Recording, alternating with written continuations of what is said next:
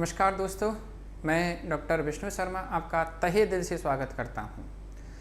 दोस्तों, last time में जब हम चर्चा कर रहे थे वह मेवाड़ रियासत के बारे में चर्चा हो रही थी और मेवाड़ रियासत के बारे में हम जो चर्चा कर चुके थे वह जो कर चुके थे आपके राणा सांगा के बारे में चर्चाएं चल रही थी।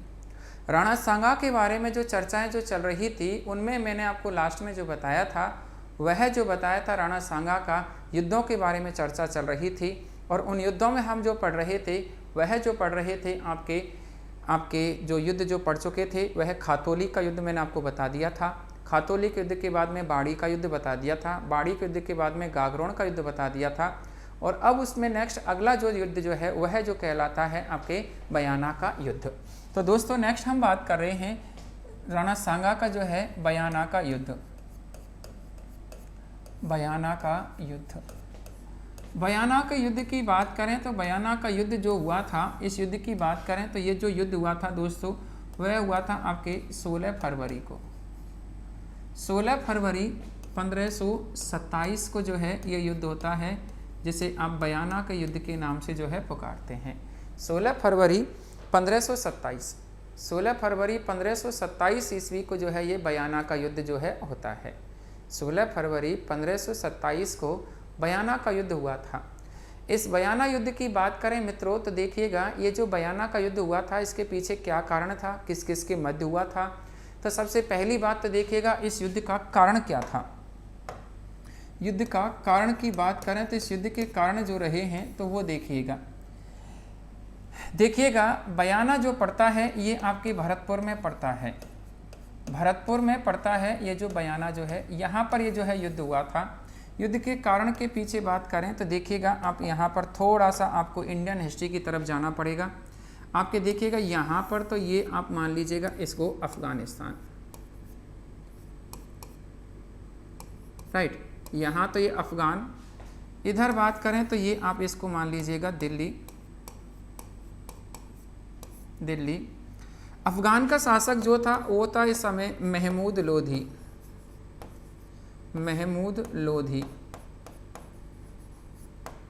लोधी था अफगान का शासक।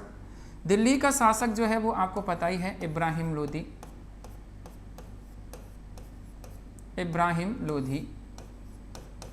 इब्राहिम लोधी जो है ये आपके दिल्ली का शासक था।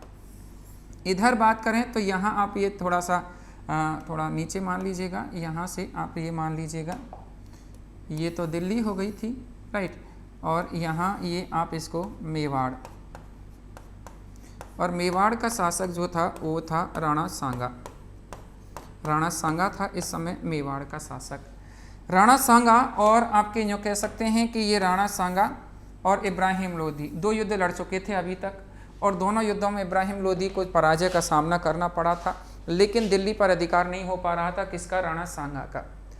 तो राणा सांगा इससे परेशान था इब्राहिम लोधी से, और परेशान होने के कारण जो है ये इब्राहिम लोधी जो है, इस इब्राहिम लोधी को ये दिल्ली से हटाना चाह रहा था। कौन? सांगा। इधर बात करें तो देखिएगा महमूद लोधी इसका रिश्ते में तो चाचा लगता था इब्राहिम लोधी का। इब्राहिम लोधी जो है इस इब्राहिम लोधी का ये चाचा लगता था रिश्ते में, तो रिश्ते में तो ये चाचा लगता था, लेकिन ये भी क्या चाह रहा था कि ये इब्राहिम लोधी बार बार इधर क्या कर रहा था, अफगानिस्तान के क्षेत्रों को जीत करके और इधर अपने साम्राज्य में मिला रहा था। तो महमूद लोधी भी इससे परेशान था इब्राहिम लोधी से। तो कहने का मतलब सांगा और महमूद लोधी दोनों के दोनों सांगा से परेशान थे। तो दोनों ने मिलकर के क्या किया, इन दोनों ने जो है मिलकर के योजना बना करके और बाबर को इनवाइट किया था। किसको इनवाइट किया था? बाबर को इनवाइट किया था। बाबर की बात करें तो ये जो है उज्बेकिस्तान जो है वहाँ का था। बाबर जो है बहुत ही तगड़ा जो है लड़ाका था, तुर्क लड़ाका था, ये जो कह लीजिएगा। उस समय केवल पैसे के लिए ये युद्ध लड़ता था, पैसे दो और किसी से भी युद्ध लड़वा लो। तो पैसे के लिए जो है ये युद्ध लड़ता था। ये जो बात करें तो आपका बाबर जो है ये, तो पैसे के लिए जो है ये युद्ध लड़ता था बाबर। इसकी बात करें तो बाबर को ये इनवाइट करते हैं दोनों, राणा सांगा और महमूद लोधी। तो महमूद लोधी और ये जो है सांगा बाबर को किसके विरुद्ध युद्ध लड़ने के लिए, इस इब्राहिम लोधी के विरुद्ध युद्ध लड़ने के लिए जो है इसको इनवाइट करते हैं। तो अब इन दोनों के मध्य जो है युद्ध होता है, और वह युद्ध जो हुआ था वह हुआ था पानीपत का प्रथम युद्ध। पानीपत जो है, पानीपत का प्रथम युद्ध हुआ था, पानीपत का प्रथम युद्ध हुआ था। और पानीपत के प्रथम युद्ध की बात करें तो ये जो युद्ध हुआ था 1526 ईस्वी में हुआ था, पानीपत का प्रथम युद्ध। पानीपत सोनीपत जगह का नाम है, जो कि पानीपत जो है हरियाणा में पड़ता है। तो यहाँ ये जो है आपके पानीपत का प्रथम युद्ध जो रहा था, ये आपके 1526 ईस्वी में हुआ था, पानीपत का ये प्रथम युद्ध जो हुआ था। तो इसमें यहाँ पर क्या होता है कि जो इब्राहिम लोदी और बाबर के मध्य ये युद्ध हुआ था दोस्तों। बाबर के पास में तोपखाना था। आप ये भी कह सकते हैं कि भारत में पहली बार तोपखाने का उपयोग जिस युद्ध में हुआ था वह था पानीपत का प्रथम युद्ध। भारत की बात कर रहा हूँ। अगर कोई राजस्थान की बात करेगा तो मैं आगे बताऊंगा आपको, और वह है खानवा का युद्ध। खानवा के युद्ध में बाबर ने पहली बार राजस्थान में तोपखाने का उपयोग किया था। तो ऐसे यहाँ पर ये जो बात करें तो ये आपके यहाँ पर पानीपत का जो है ये प्रथम युद्ध जो है ये हुआ था। तो इस पानीपत के प्रथम युद्ध में बाबर ने जो है इनसे मदद भी मांगी थी सांगा से, तो सांगा ने इसकी जो है मदद नहीं की थी, तो इनकी जो है मदद नहीं की थी सांगा ने। लेकिन इस युद्ध में अंतिम रूप से बाबर की विजय हो जाती है। बाबर की विजय हो जाती है। तो बाबर की जब विजय हो गई थी तो बाबर ने दिल्ली पर अधिकार कर लिया था, और दिल्ली पर अधिकार करके और अब इसने बाबर ने प्लानिंग बनाई कि अब इसको जो है सांगा से भी बदला लेना है। इब्राहिम लोदी तो जा चुका था, तो अब जो है सांगा से और इस महमूद लोदी से जो है बदला लेना है। तो इस प्लानिंग में जो है ये आपके इधर की तरफ बढ़ता है, बयाने की तरफ। तो देखिएगा बाबर तो खुद जो है, बाबर जो है स्वयं बाबर तो जो है आगरा की तरफ चला जाता है, आगरा की तरफ चला जाता है सेना के साथ में। ये सेना को लेकर के आगरा को विजित करने के लिए जो है चला जाता है, आगरा को जीतने के लिए जो है ये चला जाता है उधर बाबर तो। और आदि सेना के साथ में आपके यहाँ पर बाबर अपनी आदि सेना, इसके जो सेनापति थे, इसके जो सेनापति की बात करें तो उनका जो नाम मिलता है इश्क आका, इश्क आका और मेहंदी ख्वाजा, मेहंदी ख्वाजा, इश्क आका और मेहंदी ख्वाजा जो हैं ये इनको दोनों को जो है ये आपके कहाँ भेजता है, बयाना सेना लेकर के भेजता है। तो बयाना जो है ये सेना लेकर के भेजता है। तो ये बयाना जो सेना लेकर के जब पहुंचती है, तो ये सेना जब बयाना जब पहुंचती है तो वहां जाकर के, और ये क्या होता है कि ये जैसी सेना वहां पहुंचती है तो सांगा इधर से जो है ये अपनी सेना को लेकर के पहुंच जाता है। तो सांगा जो है इनको बुरी तरह पराजित करता है। यहाँ इस युद्ध में जो है सांगा की विजय होती है। ये जो बयाना का जो युद्ध हुआ था इसमें ये जान बचा करके और ये आगरा की तरफ निकल जाते हैं। ये इश्क आका और मेहंदी ख्वाजा जो हैं ये जान बचा करके ये आगरा की तरफ निकल जाते हैं, ये इश्क आका और मेहंदी ख्वाजा। तो ये जो है बयाना के युद्ध में राणा सांगा की जो है विजय होती है। यह राणा सांगा की अंतिम विजय थी। ये राणा सांगा की अंतिम विजय थी। ये राणा सांगा जो है इस राणा सांगा की अंतिम विजय थी। ये राणा सांगा की ये जो है अंतिम विजय थी। ये जो बात करें तो आपके यहाँ पर तो राणा सांगा की ये जो है अंतिम विजय थी। ये जो बात करें तो आपके यहाँ बयाना का जो युद्ध हुआ था ये राणा सांगा की अंतिम विजय के रूप में इसको जाना जाता है। तो ऐसे यहाँ पर ये कई बार प्रश्न आया हुआ है मित्रों कि राणा सांगा की अंतिम विजय कौन सी रही है। तो राणा सांगा की अंतिम विजय के रूप में जिसे जाना जाता है वह जो जाना जाता है राणा सांगा की अंतिम विजय के रूप में जिसको जाना जाता है वह है आपके ये जो है आपके बयाना का जो युद्ध जो रहा है ये राणा सांगा की अंतिम विजय के रूप में इसको जाना जाता है। तो ये राणा सांगा की अंतिम विजय कहलाती है। ये जो बात करें तो आपके यहाँ पर तो राणा सांगा की ये अंतिम विजय रही है यहाँ पर। तो राणा सांगा के जो अंतिम विजय के रूप में कई बार यहाँ से प्रश्न के रूप में पूछा है कि राणा सांगा की अंतिम विजय कौन सी रही है। तो राणा सांगा की अंतिम विजय जो रही है बयाना का युद्ध रहा है। राइट मित्रों, अब यहाँ से क्या होता है कि ये राणा सांगा की सबसे महान भूल थी कि राणा सांगा ने इनका पीछा नहीं किया। अगर राणा सांगा इसी समय इनका पीछा करता हुआ आगरा तक पहुँच जाता तो इस समय बाबर को राणा सांगा अकेला ही पराजित कर सकता था। तो इंडिया के इतिहास में कुछ अलग ही पन्ने होते, लेकिन ऐसा नहीं हुआ। किस्मत को कुछ और ही मंजूर था। तो राणा सांगा ने ऐसा नहीं किया। उधर बाबर की सेना बुरी तरह घबराई हुई थी। इश्क आका और मेहंदी ख्वाजा के साथ में जो सेना बची हुई थी जो पहुंची थी यहाँ आगरा उन्होंने इस आगरा में सेना जो थी उसके भी होश उड़ा दिए थे कि बहुत बुरी तरह मारते हैं, उधर जाने की भी मत सोचना, वापस लाहौर लौट चलो, इसी में ही फायदा है। तो ऐसे यहाँ पर जो है यहाँ इन्होंने इनके होश उड़ा दिए थे यहाँ पर सेना के बाकी के सैनिकों ने। तो यहाँ पर बाबर जो है बहुत भारी पड़ रहा था, लेकिन बाबर ने ऐसा नहीं किया था कि बाबर यहाँ पर बहुत कमज़ोर पड़ रहा था। सांगा ने ऐसा नहीं किया कि सांगा यहाँ पर अगर बाबर पर आक्रमण कर देता तो इस समय सांगा की विजय हो सकती थी, लेकिन ऐसा नहीं हुआ, कुछ और ही हुआ। और वह कुछ और क्या हुआ कि सांगा ने यहाँ के शासकों को अब निमंत्रण पत्र भेजना प्रारंभ किया था, जैसे पाती पर्वन के नाम से आप लोग पुकारते हैं। और पाती पर्वन की बात करें तो वह जो पाती पर्वन जो परंपरा है उसके तहत सांगा ने यहाँ के शासकों को पत्र व्यवहार करना प्रारंभ किया था। और वह उधर बाबर अपनी सेना को मोटिवेट करता है, और मोटिवेट करके और सेना को जो है वो जिहाद का नारा दे करके और मोटिवेट करके और सेना को ले आता है। बाबर अपनी सेना को ला करके और यहाँ सजाता है।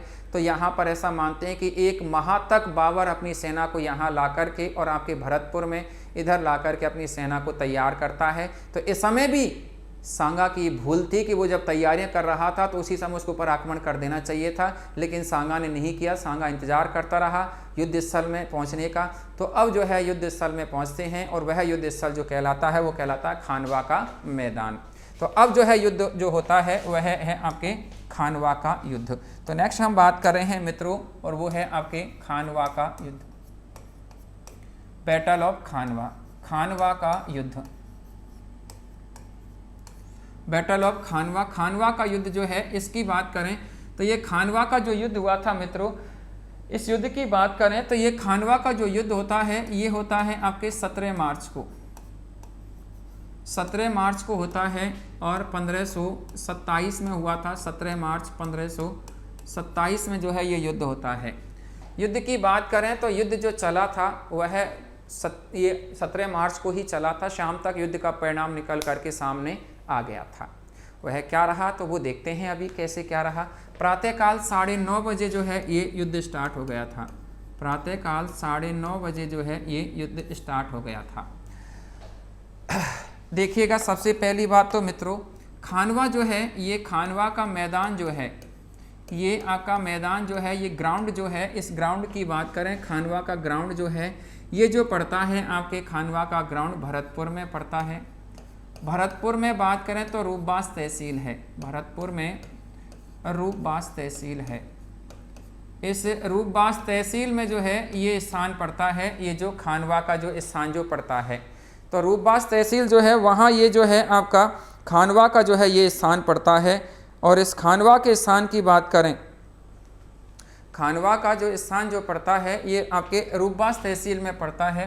रूपबास तहसील जो है आपके भरतपुर में, वहाँ ये खानवा का मैदान जो है ये पड़ता है। ठीक है, इस खानवा के मैदान की बात करें तो ये खानवा का जो मैदान जो है यहाँ ये पड़ता है। इधर ये जो है सेना की बात करें तो इधर तो है सांगा की सेना साहब, इधर तो सांगा की सेना है, और इधर जो है आपके बाबर की सेना है, सांगा की सेना, और इधर जो है आपके बाबर की सेना है। बाबर ने बात करें तो मित्रों ये जो है आगरा से अपनी सेना को लेकर के आता है। आगरा जो है, आगरा से सेना को लेकर के आता है, आगरा से सेना को ये जो है लेकर के आता है। और यहाँ ये जो है जिहाद का नारा देता है, जिहाद का नारा दिया जाता है यहाँ पर, ये जिहाद का नारा देता है ये जो है अकबर जो है यहाँ पर। ठीक है, जिहाद का नारा देता है, और जिहाद का नारा दे करके और यहाँ से सेना को जो है ये मोटिवेट करके लेकर के आता है। इस युद्ध की बात करें तो दोस्तों ये जो है इसमें बाबर का जो सेनापति जो हुआ करते थे, उन सेनापति की बात करें तो उन सेनापति का जो नाम मिलता है वह है इश्क आका, इश्क आका और मेहंदी ख्वाजा, इश्क आका और मेहंदी ख्वाजा, मेहंदी ख्वाजा। इश्क आका और मेहंदी ख्वाजा जो है ये इनके जो है सेनापति थे। ये जो बात करें तो किसके, आपके अकबर जो हैं इनके सेनापति थे।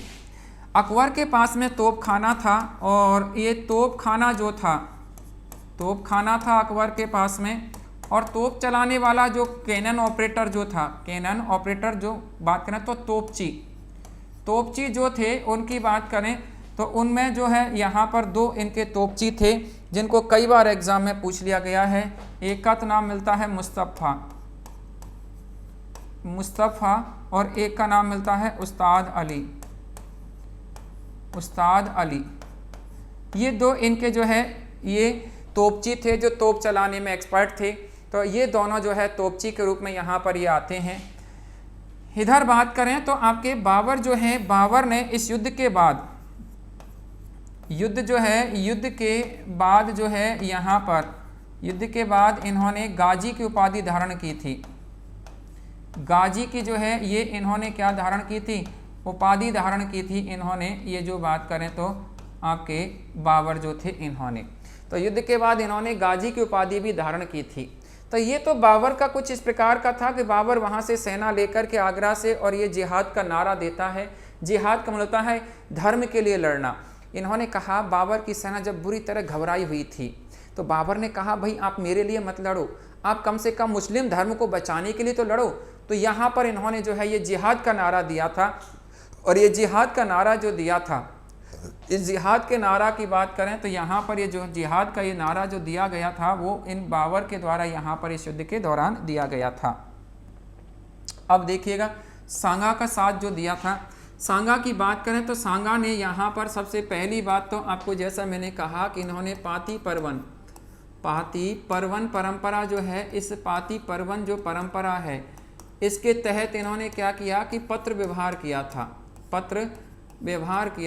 इन्होंने पत्र व्यवहार किया था इस पाती परवन परंपरा के तहत, राइट। तो ये जो है पाती परवन परंपरा के तहत इन्होंने पत्र व्यवहार किया था। और पत्र व्यवहार किया था तो उस समय इनका साथ देने के लिए मित्रों यहाँ पर ऐसा माना जाता है कि इनका साथ देने के लिए 7 तो जो है राजा आ गए थे इनका साथ देने के लिए। 9 राव आए थे, राजाओं के जो छोटा थोड़ा राजा होता था वो राव, और 104 सरदार आए थे। 104 सरदार आए थे।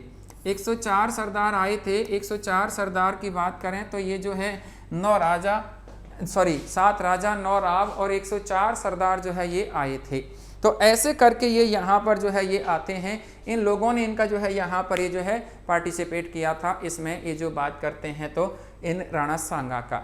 अब इनमें से इतने नाम याद रखना मतलब लगभग 120 नाम है, तो इनको सबको याद रखना तो पॉसिबल नहीं है।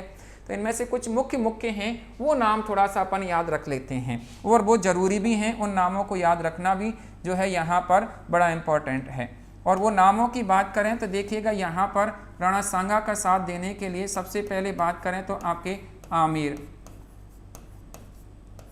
आमेर की बात करें तो यहाँ के थे यहाँ पृथ्वीराज कछवाहा। पृथ्वीराज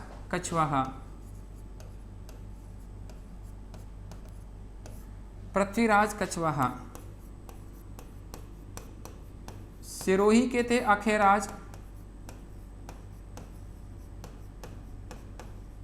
अखेराज से केवल, अखेराज ये जो सिरोही के थे। इसके बाद में नेक्स्ट बात करते हैं आपके अलवर की बात करें मित्रों तो यहाँ पर थे हसन खां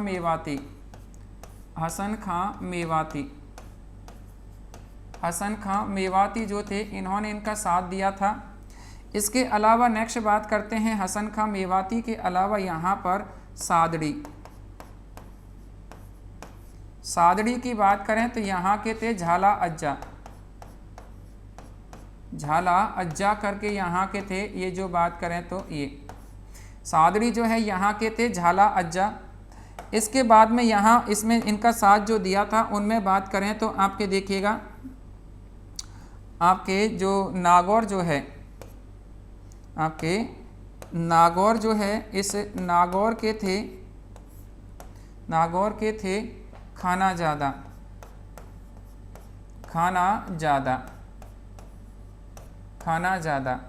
इसके बाद में रायसेन के थे सलहंदी तंवर।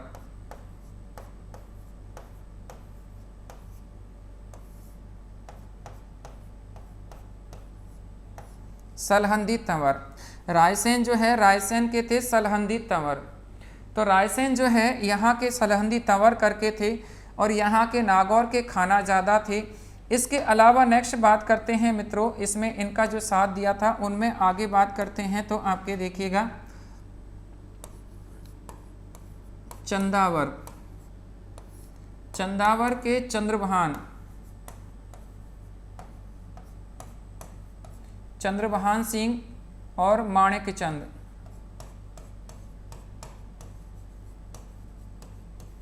माणिक चंद जो है ये थे आपके यहाँ के। इसके अलावा जगनेर, जगनेर यूपी में है मित्रों, जगनेर यहाँ के थे, जगनेर यूपी जो है यहाँ के, जगनेर जो है यहाँ के थे। जगनेर के उनकी बात करें तो उनका जो नाम जो मिलता है जगनेर का, ये जगनेर के जो यूपी जो है यहाँ के जो व्यक्ति जो मिलते हैं इनका नाम अशोक परमार,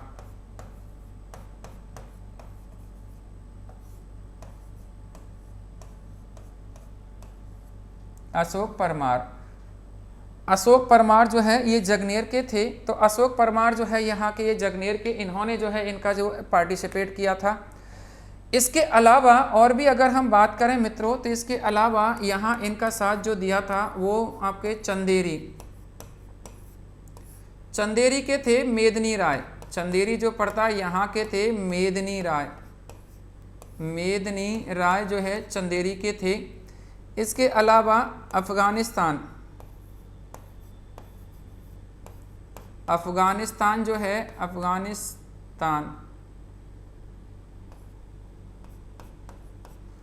अफगानिस्तान की बात करें तो यहाँ के जो थे महमूद लोधी, महमूद लोधी, महमूद लोधी, इन्होंने इनका साथ दिया था। इसके अलावा नेक्स्ट बात करते हैं तो आपके मारवाड़, मारवाड़ की बात करें तो मारवाड़ के थे यहाँ पर मालदेव। देखिएगा इस समय मारवाड़ के शासक जो थे उनका नाम तो जो मिलता है मालदेव थे। इस समय मारवाड़ के शासक का तो नाम मिलता है गंगा सिंह। क्या नाम मिलता है? गंगा सिंह मिलता है। तो ये जो है मारवाड़ के शासक जो थे वो तो थे गंगा सिंह, लेकिन इन्होंने अपने पुत्र को भेजा था, इनके पुत्र थे मालदेव। तो ये प्रश्न आया हुआ है मित्रों कई बार यहाँ से कि मारवाड़ की सेना का नेतृत्व किसने किया था, या मारवाड़ की शाही सेना लेकर के खानवा के युद्ध में कौन आए थे? तो वह जो आए थे मालदेव आए थे यहाँ पर मारवाड़ की सेना लेकर के यहाँ पर। इसके अलावा मेड़ता जो है, मेड़ता की भी बात करें तो मेड़ता की भी यहाँ पर आपको हम बता देते हैं कि मेड़ता जो है, मेड़ता जो है यहाँ के जो थे आपके रतन सिंह, मेड़ता के जो हैं आपके रतन सिंह, और इसके अलावा यहाँ पर जो कह सकते हैं कि रतन सिंह और यहाँ पर इनके साथ जो थे उनकी बात करें तो उनका जो नाम था रायमल सिंह, राय सिंह। तो इन्होंने जो है इनका ये साथ दिया था यहाँ पर। रतन सिंह की बात करें तो मीरा के जो है पिताजी थे रतन सिंह। तो कहने का मतलब ये कई लोग थे, तो सबको यहाँ पर हम मेंशन नहीं कर सकते, लेकिन फिर भी मैंने आपको मोस्ट इंपॉर्टेंट जो व्यक्ति थे उन्होंने इसमें पार्टिसिपेट किया था उनके बारे में यहाँ पर मैंने आपको बताया है। यहाँ पर देखिएगा ये जब युद्ध होता है, ये जब युद्ध होता है आपके, इस युद्ध की बात करें तो ये जो युद्ध होता है यहाँ पर, तो इस युद्ध की बात करें तो यहाँ पर देखिएगा मित्रों, ये जब युद्ध हुआ था तो उस युद्ध में इधर इनकी सेना ये अपनी सेना लेकर के और वहाँ खानवा के मैदान में पहुँच जाते हैं इधर से। ये तो प्रातःकाल 9:30 बजे जो है युद्ध होता है। युद्ध की बात करें तो बड़ा घमासान युद्ध जो है चला था। ऐसा मानते हैं कि एक समय ऐसा आ गया था कि यहाँ पर बाबर जो है ये हारने के कगार पर ही पहुँच गया था। लेकिन यहाँ बाबर के पास में एक तो ये जो है आपके तोपखाना था, और इसके अलावा इन्होंने यहाँ पर इस युद्ध में तुलुगमा युद्ध नीति का उपयोग भी किया था। तुलुगमा युद्ध नीति, तुलुगमा युद्ध नीति का जो है यहाँ पर इन्होंने ये जो है उपयोग भी किया था। तुलुगमा युद्ध नीति का यहाँ पर ये उपयोग भी किया था। तो तुलुगमा युद्ध नीति जो है ना, इसका उपयोग भी यहाँ पर ये जो है आपके करते हैं। ये जो बात करें तो आपके यहाँ पर ये जो बात करें तो बाबर जो है ये, तो बाबर जो है ये यहाँ पर ये जो है बात करते हैं ये तुलुगमा युद्ध नीति। तुलुगमा युद्ध नीति क्या होती है कि एक तरह से यहाँ पर छुप कर के वार किया जाता है, फॉर एग्जाम्पल जैसे आमने सामने से सेनाएं बाहर कर रही हैं, ये इधर से बाहर कर रही है और ये इधर से बाहर कर रही है बी, दोनों आमने सामने से बाहर कर रहे हैं। लेकिन इसमें क्या होता है, कुछ सैनिक जो है स्टॉक में रखे जाते हैं और कुछ सैनिक पीछे से बाहर करते हैं। तो छुप कर के बाहर किया जाता है ऐसे, तो छुप कर के जो बाहर करते हैं तो ये इधर की तरफ इनका सामना करेंगे जब तक इधर वाले ठोक देंगे, ये इधर की तरफ सामना करेंगे जब तक इधर वाले ठोक देंगे। तो कहने का मतलब इस प्रकार की जो है ये तुलुगमा युद्ध नीति थी। तो इस तुलुगमा युद्ध नीति का इन्होंने इसमें अनुसरण किया था बाबर ने। तो इस कारण यहाँ पर जो है एक तो ये जो है थोड़ा सा भारी पड़े थे बाबर, दूसरा तोप खाना था इनके पास में, तो इस कारण तोप के गोले में एक साथ ही 50 लोगों को जो है मौत के घाट उतार दिया जाता था। तो ऐसे करके तो ऐसा मानते हैं कि जब युद्ध चल रहा था तो उस युद्ध के दौरान यहाँ पर राणा सांगा जो है घायल होकर के अपने हाथी से गिर जाते हैं। राणा सांगा के कोई तीर लग जाता है जिससे वो घायल होकर के और अपने जो है वहाँ से गिर जाते हैं हाथी से। तो जैसे ही हाथी से गिरते हैं तो ये पृथ्वीराज और आपके अखेराज, पृथ्वीराज और अखेराज जो हैं ये दोनों के दोनों यहाँ से ये निकाल करके और ये जो है इसको सांगा को आपके यहाँ से निकाल करके और ये ले आते हैं। पृथ्वीराज और यहाँ से ये जो है आपके अखेराज सांगा को निकाल लाते हैं और ये जो झाला अज्जा जो हैं, ये झाला अज्जा जो हैं ये सांगा बन जाते हैं। ये सांगा कैसे बन जाते हैं कि ये जो है सांगा का जो भी पूरा का पूरा जो कवच कुंडल वगैरह थे, सांगा का जो मुकुट वगैरह था, तो वो ये इसने धारण कर लिया था झाला अज्जा ने, जो कि सादड़ी के थे। तो सादड़ी के झाला अज्जा जो थे इन्होंने जो है ये आपके यहाँ पर धारण कर लिया था इस प्रकार का ये। तो अब यहाँ पर ये क्या है कि सांगा बनकर के तो युद्ध का संचालन कर रहा था, उधर उसको लेकर के ये जो है सांगा को, और ये कहाँ पहुँचते हैं आपके, ये जो है बसवा स्थान पड़ता है, ये जो आपके बसवा स्थान पड़ता है, तो वहाँ पहुँचते हैं ये सांगा को लेकर के। ये कहाँ पहुँचते हैं आपके सांगा को लेकर के, और ये जो है पहुँचते हैं आपके बसवा स्थान जो है ये पहुँचते हैं सांगा को लेकर के, ये बसवा स्थान पहुँचते हैं। बसवा जो स्थान पड़ता है ये आपके दौसा में पड़ता है, ये बसवा जो स्थान पड़ता है दौसा में पड़ता है, ये जो बसवा स्थान जो पड़ता है ये। तो दौसा जो है वहाँ पड़ता है, ये जो बसवा जो ये जो है आपके स्थान जो पड़ता है, तो यहाँ ये ले आते हैं इसको। ये जो बात करें तो सांगा को ये दोनों के दोनों, और वहाँ ला कर के और इसको होश आ जाता है बसवा में। एकदम मूर्छित हो गए थे वहाँ पर युद्ध में, तो यहाँ बसवा में इनको होश आ जाता है। तो होश आता है तो जैसे ही इनको होश आता है तो ये पुनः युद्ध के लिए जो है वो तैयार हो जाते हैं यहाँ से कि वापस जो है युद्ध लड़ना है। लेकिन जब तक क्या हुआ कि युद्ध समाप्त हो चुका था, ऐसा यहाँ पर लोग कहते हैं, क्योंकि उसमें कारण ये था कि ये बात का पता जो है इनको चल जाता है। ये जो बात करें तो ये खाना ज़्यादा और सलंदी तंवर को, खाना ज़्यादा और सलंदी तंवर दोनों के दोनों बाबर से जा मिलते हैं इधर इसी दौरान। इधर ये जो है यहाँ इसको छोड़ करके, और ये पृथ्वीराज जब वहाँ पहुँचता है, जब तक वहाँ पर जो है युद्ध बड़ा घमासान चल रहा था, तो यहाँ पर ऐसा भी यहाँ पर ये बताया गया है कि जब तक ये पहुँचते हैं तो वहाँ ये जो है राजपूतों में आपस में फूट पड़ने लग जाती है यहाँ पर, क्योंकि ये खाना ज़्यादा और सलंदी तंवर ये धोखेबाज निकले दोनों के दोनों।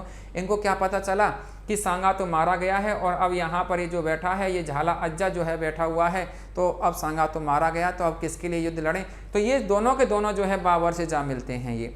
तो इस कारण भी यहाँ पर इस युद्ध में जो है यहाँ पर ये बाबर की सेना में जाकर के अफवाह फैला देते हैं कि सांगा तो मारा गया है। तो सांगा जब मारा गया है तो ऐसी सूचना पा करके बाबर की सेना और उत्साहित हो जाती है, तो अब वो बड़े जोश से जो है युद्ध लड़ती है। इधर यहाँ के राजपूतों में फूट पड़ने लग जाती है। तो यहाँ राजपूतों में तो फूट पड़ने लगी थी, और इधर बाबर की सेना जो है वो मजबूत हो रही थी। तो अंतिम रूप से जो परिणाम निकल कर के आते हैं इस युद्ध में, तो इस युद्ध में जो है अंतिम रूप से जो है परिणाम जो निकल कर आते हैं वो बाबर के पक्ष में आते हैं मित्रों। बाबर जो है, बाबर की इस युद्ध में क्या होती है, विजय होती है। बाबर की विजय होती है यहाँ पर इस युद्ध में। और विजय के बाद में बाबर ने, जैसा कि मैंने कहा कि इन्होंने गाजी की उपाधि धारण कर ली थी। गाजी का मतलब है विजेता एक तरह से। तो गाजी की उपाधि इन्होंने धारण कर ली थी बाबर ने। और बाबर की बात करें तो अब यहाँ से बाबर जो है यहाँ से बढ़ता है, और अब इसने एक एक स्थानों को जो है बदला लेना प्रारंभ किया था। तो सबसे पहले ये जो है अलवर की तरफ बढ़ता है। और अलवर की बात करें तो यहाँ के हसन खां मेवाती जो हैं, हसन खां मेवाती जो हैं, हसन खां मेवाती, हसन खां मेवाती जो हैं, इस हसन खां मेवाती की बात करें तो ये हसन खां मेवाती जो हैं, इस हसन खां मेवाती जो रहे हैं, इस हसन खां मेवाती की बात करते हैं तो ये जो हैं आपके अलवर के, तो इनको जो है मौत के घाट उतार दिया जाता है। और बाबर का अलवर पर भी अधिकार हो जाता है। बाबर का अलवर पर भी अधिकार हो गया था, और बाबर का अलवर पर अधिकार हो जाता है। अलवर की बात करें तो बाला दुर्ग, बाला दुर्ग जो है, इस बाला दुर्ग पर बाबर का अधिकार हो गया था। और ऐसा मानते हैं कि बाबर ने यहाँ पर इस दुर्ग में एक रात जो है विश्राम भी किया था। यहाँ पर एक रात जो है यहाँ पर विश्राम भी किया था बाबर ने। और ऐसा मानते हैं कि इस बाला दुर्ग का संरक्षक जो बना दिया था, यहाँ का जो संरक्षक जो बना दिया था, उस संरक्षक की बात करें तो इसका संरक्षक जो बना करके जाता है, वह इसका संरक्षक जो बना करके जाता है बाबर, वो अपने पुत्र हिंदाल को बना जाता है। हिंदाल जो है, इसको हिंदाल को जो है यहाँ अपना जो है संरक्षक बना जाता है। तो हिंदाल इस दुर्ग के संरक्षक बन जाते हैं और यहाँ पर इस युद्ध में जो है विजय हो जाती है किसकी? बाबर की। तो बाबर जो है इस प्रकार से यहाँ पर अलवर पर भी अधिकार कर लेता है मित्रों। तो अलवर पर अधिकार हो जाता है बाबर का। तो अब यहाँ पर क्या होता है कि यहाँ से अब आगे वो अपने उन शत्रुओं से, जिसने जो है राणा सांगा का साथ दिया था, उनसे बदला लेने की जो है ये आगे बढ़ता है। और आगे जब बढ़ता है तो वह युद्ध जो कहलाता है वो कहलाता है चंदेरी का युद्ध। तो आगे मैं चर्चा कर रहा हूँ मित्रों, और वह युद्ध जो है वो है चंदेरी का युद्ध। तो नेक्स्ट जो है वो आपके चंदेरी का युद्ध, चंदेरी का युद्ध जो है ये जाना जाता है। चंदेरी के युद्ध की बात करें तो मित्रों ये जो युद्ध हुआ था जनवरी के महीने में हुआ था। 1528 ईस्वी में जो है ये युद्ध होता है, आपके चंदेरी का जो युद्ध होता है ये। इस युद्ध की बात करें तो देखिएगा मित्रों, चंदेरी जो स्थान जो पड़ता है, ये सबसे पहली बात तो एमपी में पड़ता है। चंदेरी जो स्थान है, चंदेरी के समय जो शासक थे, उस शासक की बात करें तो शासक का जो नाम मिलता है वो थे मेदनी राय। मेदनी राय करके जो है ये आपके यहाँ के शासक थे चंदेरी के। तो मेदनी राय जो है ये, इन्होंने मेदनी राय जो थे, मेदनी राय जो थे, इस मेदनी राय ने, ये चंदेरी के शासक थे। तो मेदनी राय ने राणा सांगा का साथ दिया था, तो इस कारण इससे बदला लेना था बाबर को। तो ये जो युद्ध होता है मेन रूप से मेदनी राय और बाबर के मध्य हुआ था, बाबर और मेदनी राय के मध्य हुआ था। तो यहाँ अब क्या होता है कि इस मेदनी राय का साथ देने के लिए सांगा पहुँच जाता है साहब। मेदनी राय का साथ देने के लिए यहाँ पर सांगा पहुँच जाता है, सांगा पहुँच जाता है। और ये सांगा जब पहुँचता है तो ऐसा मानते हैं कि सांगा अपनी सेना को लेकर के और इनका साथ देने के लिए जो है पहुँचता है। और वो है एक स्थान जिसे कालपी के नाम से जो है पुकारा जाता है। कालपी स्थान जो है यहाँ पहुँच जाता है और यहाँ पहुँच कर के और इनका साथ देने के लिए जो है यहाँ पर पड़ाव डाल देता है कालपी स्थान पर। तो ऐसा मानते हैं मित्रों, इस कालपी स्थान पर भी इसके ही सैनिकों ने, मीन्स इसके ही सरदारों ने, ये जो सांगा जो है इसके ही सरदारों ने जो है इसको क्या दे दिया था? जहर दे दिया था इसको यहाँ कालपी स्थान पर। तो यहाँ पर जहर दे दिया था और इस कारण इनकी मृत्यु जो है यहाँ कालपी स्थान पर ही इनकी मृत्यु हो जाती है। और मृत्यु जो हुई थी वह जो होती है आपके 30 जनवरी को, 30 जनवरी जो है इस दिन यहाँ इनकी क्या हो जाती है? मृत्यु हो जाती है। 30 जनवरी जो है, 30 जनवरी 1528 को जो है इनकी मृत्यु हो जाती है यहाँ पर। तो 30 जनवरी 1528 को यहाँ पर इनकी जो है मृत्यु हो जाती है। तो 30 जनवरी 1528 को यहाँ पर कालपी स्थान जो है यहाँ पर इनकी क्या हो जाती है? मृत्यु हो जाती है। इनको यहाँ से लाया जाता है कालपी स्थान से, और कालपी स्थान से ला करके और इनका जो है आपके यहाँ से लाते हैं इनको कालपी स्थान से, और इनका अंतिम संस्कार जो किया जाता है, इनका अंतिम संस्कार जो किया गया था, अंतिम संस्कार जो किया गया था वह जो किया गया था मांडलगढ़, मांडलगढ़ किया गया था। मांडलगढ़ जो पड़ता है मित्रों भीलवाड़ा में पड़ता है। भीलवाड़ा जो है यहाँ पड़ता है ये मांडलगढ़। तो ये मांडलगढ़ जो है यहाँ पर ये जो है भीलवाड़ा में जो पड़ता है। तो ये मांडलगढ़ जो स्थान है, इस मांडलगढ़ स्थान पर यहाँ पर ये जो भीलवाड़ा में जो पड़ता है, तो यहाँ पर इस स्थान पर ये क्या होता है कि इनका अंतिम संस्कार किया जाता है। और यहीं पर इनकी क्या बनी हुई है? छतरी बनी हुई है इनकी यहाँ पर ये जो है छतरी बनी हुई है इसकी। ये जो मांडलगढ़ जो है यहाँ पर जो कि 8 पिलर की छतरी बनी हुई है, 8 खम्भों की छतरी यहाँ पर ये जो है बनी हुई है। इस छतरी का निर्माण की भी अगर आप बात करें मित्रों, तो इस छतरी का निर्माण भी जो करवाया था वह करवाया था अशोक परमार ने।